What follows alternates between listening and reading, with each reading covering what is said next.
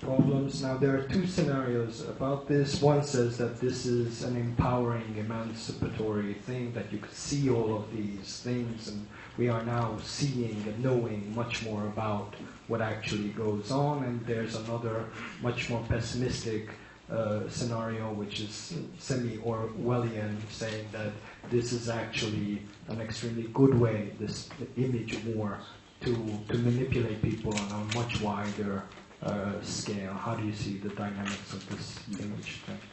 Well, it is, I mean, from the beginning, say with the concept of embedded journalism, it was just this demonstration of extreme corruption of the media. I mean, no honest journalist would ever agree to be embedded in the military unit. I mean, that's saying I'm not going to be a journalist.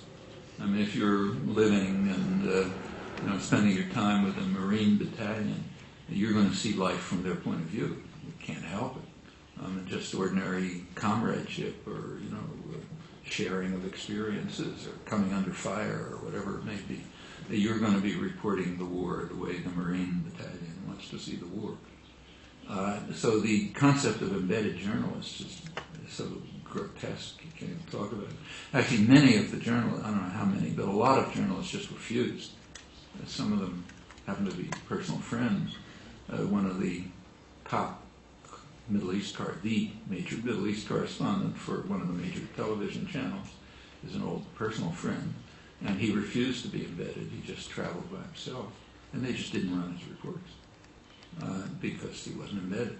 So he was telling what it looked like from some other point of view. So on the one hand, there's been a tremendous effort to control the picture. On the other hand, it isn't easy to do. I mean, there's too many sources of news and information now. So if people are, energetic enough, they can turn on Al Jazeera and get a different picture. That's one of the reasons why the U.S. keeps trying to shut it down. I mean, there's a very almost comical struggle going on between the United States and Qatar. Qatar is a dictatorship. The United States is supposed to be a democracy. The United States is trying to force Qatar to shut down Al Jazeera. And the Emir of Qatar is probably having fun, but he gives press conferences in Washington, in which nobody ever reports, but they're kind of very funny. He gets some, in which he lectures the American media on freedom of the press. He says, well, there is this concept of freedom of the press, which we believe in Qatar, so we're going to let it go. And meanwhile, Colin Powell's trying to get him to shut it down. But it's just too hard. In fact, the U.S. keeps bombing their headquarters. They bombed their headquarters in Kabul just before the U.S. Northern Alliance came in, so they wouldn't report. And they did the same in Iraq, and they kicked them out of Fallujah, and so on and so forth. But you just can't control it anymore. There are just too many sources of information, and when something leaks out and becomes prominent, and you don't say anything about it, you've lost any hope of being taken seriously. So things do get through. That's how the torture stories came about. So on the one hand, and there are plenty of journalists who do have professional integrity. I mean, even the ones who are embedded. They're not completely controlled. A lot of them really take their job seriously. So it's a very hard system to completely control. What you can control is the ideological framework, because that comes from the editorial offices and from the intellectual classes, and they are extremely disciplined. So you just don't get any questioning on things like, say, bringing democracy. I mean, that's, it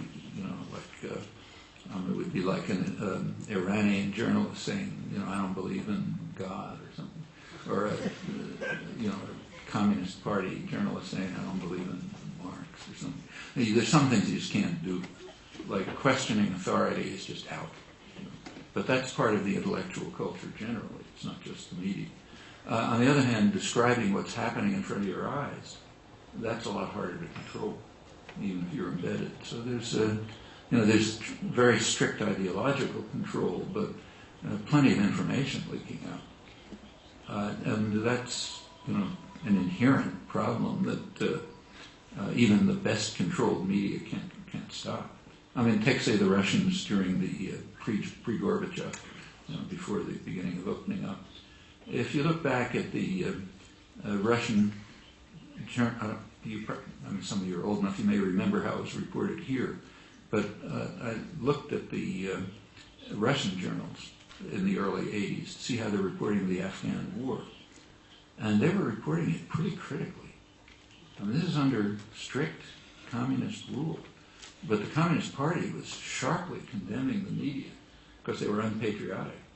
Like they would show pictures of, Russian soldiers being in miserable conditions and everybody hates them and so on and so forth. And that wasn't the official picture you were supposed to present. It's supposed to be a picture of liberation.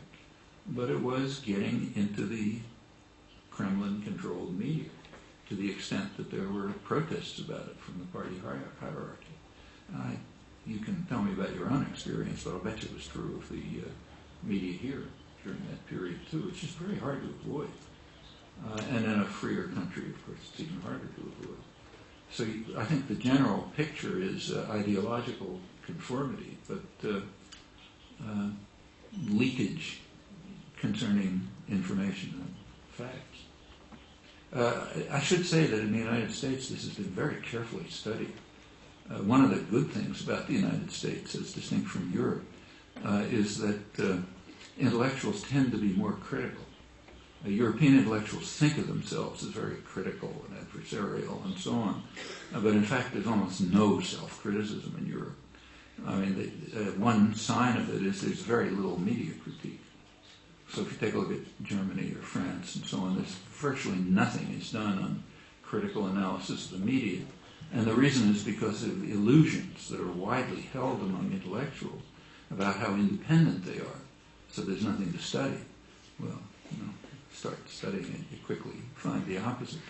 But in the United States, where there happens to be a more critical attitude, there is a lot of media critique. And people's beliefs, say about Iraq, lots of things, are studied and correlated with their media sources. So we have a huge amount of information about people's beliefs and where they're getting the beliefs from, and it's quite illuminating. It turns out that Americans are off the international spectrum in their beliefs about Iraq. So even today, a large number, probably close to half, believes that Iraq had weapons of mass destruction, and that Iraq was tied with Al-Qaeda and that was involved in 9/11 and so on. Those beliefs were very high before the war. I mean, it's kind of hard to maintain them now, but they're still quite high.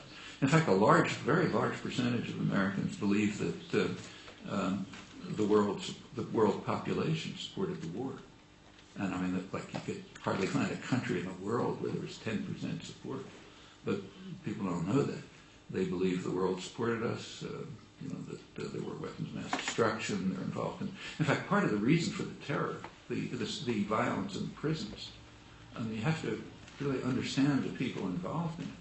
The people carrying out the violence in the prisons are trained to believe that the people who they're torturing are the people who attacked the United States on September 11th. We're getting revenge. Look what they did to us. Now we're going to do it to them. That's the attitude that's ingrained in people, particularly in soldiers, where you can indoctrinate them more effectively.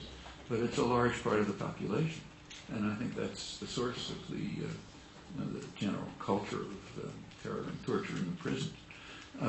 But those beliefs are still held, and and of course, as you would expect, having those beliefs and supporting the war are very closely correlated, which is sensible. And if you have those beliefs, it makes sense to support the war. And they've also been traced to news sources.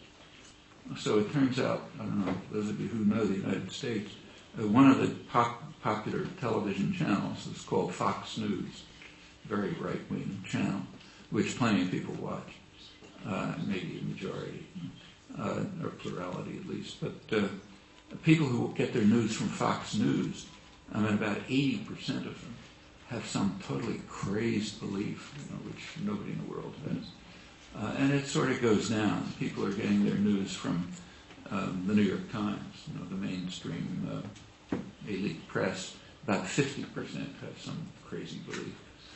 Those who are getting it from National Public Radio, which is considered the independent intellectuals channel, about 25% have crazy beliefs that nobody in the world has. And this is excluding another part of the population which doesn't use any of these news sources. And this is kind of interesting. I mean, about over 20% of the population in the United States is getting their news from talk radio. Now, if any of you have been in the United States and listened to talk radio, you wouldn't believe it. I mean, from the part of the effort to break down the 60s dissidents was a major effort on the part of the right-wing foundations to buy up radio, because a lot of people listened to it. And they were able to take the talk radio. I don't know if you have this here, but there's this, you have a person running the radio program. People call in and they talk up and back and so on. The people who run it are so, you can't even call them right-wing. They're in a different universe. I mean, there's just nobody like them in the universe. But they run talk radio. And that is the source of news for about 20% of the population. If you look at younger people from, say, 18 to 25, where most of them are getting their news are from late-night television programs, comedy programs, where you have, after the main channel primetime television news is over from, say, 11 o'clock on, there are these programs with talk show, sort of kind of comedy. I don't know how you describe it. If any of you have seen it, you know what I mean. But there's a little bit of information scattered around it. That's one of the main sources of news for younger people. So the media is a complicated story, but a lot is known about it. On the other hand, by now there are plenty of alternative media. So lots of people are just getting their information from the internet or from activist groups or other sources, and they have a very different picture of the world. And that you just can't control. And that's right at the core of the social movements. I mean, all of the social movements, their organizing and their interaction and so on, is internet-based by now.